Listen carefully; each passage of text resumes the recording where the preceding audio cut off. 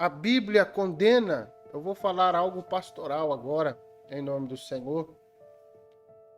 A Bíblia condena o uso da bebida, a Bíblia tem algo específico que o condene. Há divergências na palavra de Deus entre os estudiosos, nem entre os estudiosos há uma concordância. O que nós fazemos, amados irmãos? A Bíblia não condena, não tem na Bíblia dizendo é proibido. Mas Deus deixa muito bem claro que os beberrões não herdarão o reino de Deus. Os beberrões são aqueles que bebem exageradamente, aqueles que bebem demais, bebem até cair. Mas como nós que somos um povo separado, como também Gideão foi separado, Sansão foi separado, Sansão não podia tocar em carniças, animais mortos, seres mortos, não poderia beber e nem comer nada que vinha da uva, e assim o fez e perdeu a presença de Deus. Só que como nós viemos de um povo selecionado, um povo escolhido, da grande presença de Deus, das 12 tribos, viemos descendentes, tivemos alcançado, nós não somos descendentes direto de sangue, somos descendentes pela fé, como agora o apóstolo Paulo, sendo descendente da tribo ali de Benjamim, vem e nos ensina este evangelho, nós que somos, apóstolo Paulo que é considerado o pai dos gentios, e nós aqui do Brasil, nós somos considerados um povo gentil, que antes não tínhamos direito à salvação, não conhecíamos esse Deus, mas por pregar o evangelho, nós o conhecemos, nós temos liberdade de ter a salvação. Nós somos um povo selecionado por Deus. Você é um povo selecionado, você é alguém selecionado. E o que Deus faz com alguém que Ele selecionou, alguém que Ele chamou? Ele separa para ser um narizeu de Deus, ou seja, você agora não pode mais beber, você não pode bagunçar, sua vida tem que ser um exemplo, você tem que dar um bom testemunho. Isso é estar na grande presença de Deus.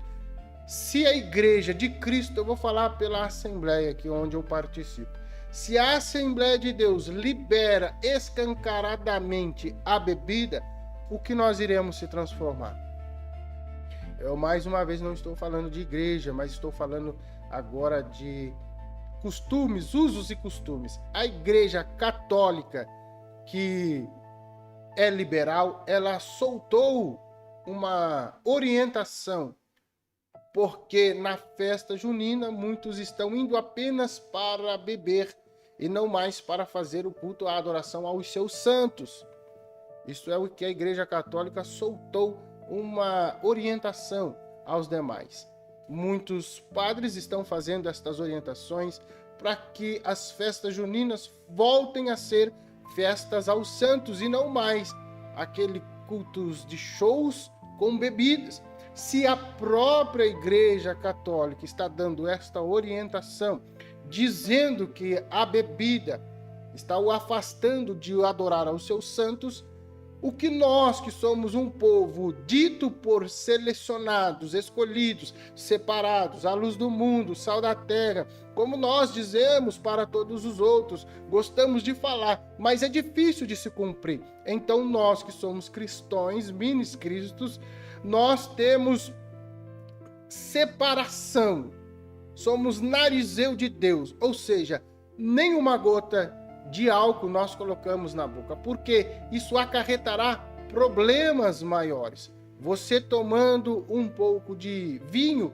você vai querer tomar um pouco de cerveja, depois você vai querer experimentar uma vodka, vai experimentar um uísque envelhecido de 4, 8, 12, 36, seja lá quantos anos, e assim vai indo escaladamente, vai ser um escalonamento até quando você experimentar a maconha pela primeira vez e dizer, não tem problema, a maconha é natural, natural é a planta da maconha. A folha da maconha é natural, mas o processo que ela faz para se extrair não é natural. A cannabis é usada como remédio, mas o processo de se fazer o fumo dela é o problema.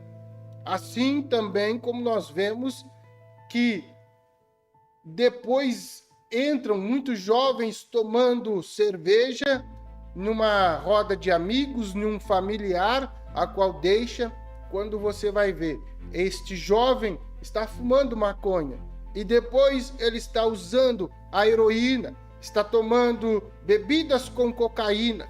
Quando vê, não dá mais alucinações a qual eles estavam acostumados e partem para uma balinha sintética, que é o LSD, uma droga mais forte.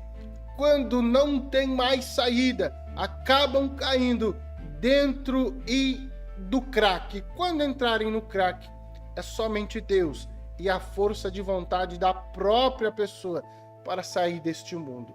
Então, são vícios malignos, vícios que são e devem ser tratados com grande oração e também com o querer da pessoa.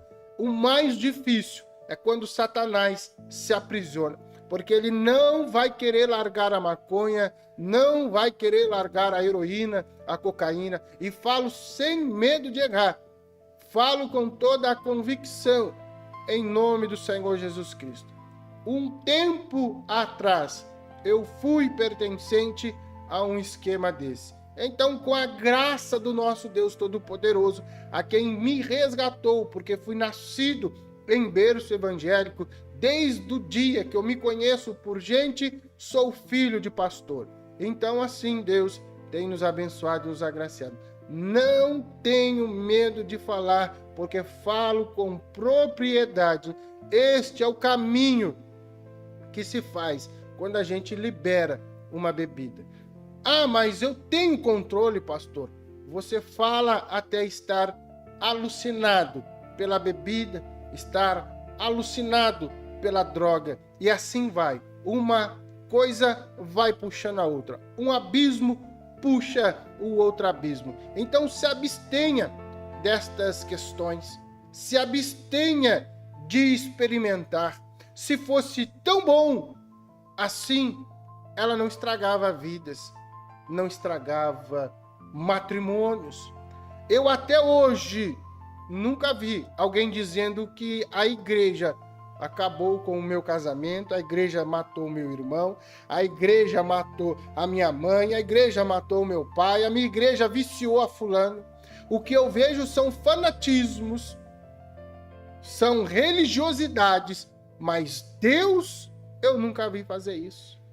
Então nós temos que se orientar na grande presença de Deus, pedir para a libertação dos vícios. Não deixe os seus jovens, as suas crianças, experimentar pela primeira vez uma bebida, porque é um caminho sem volta.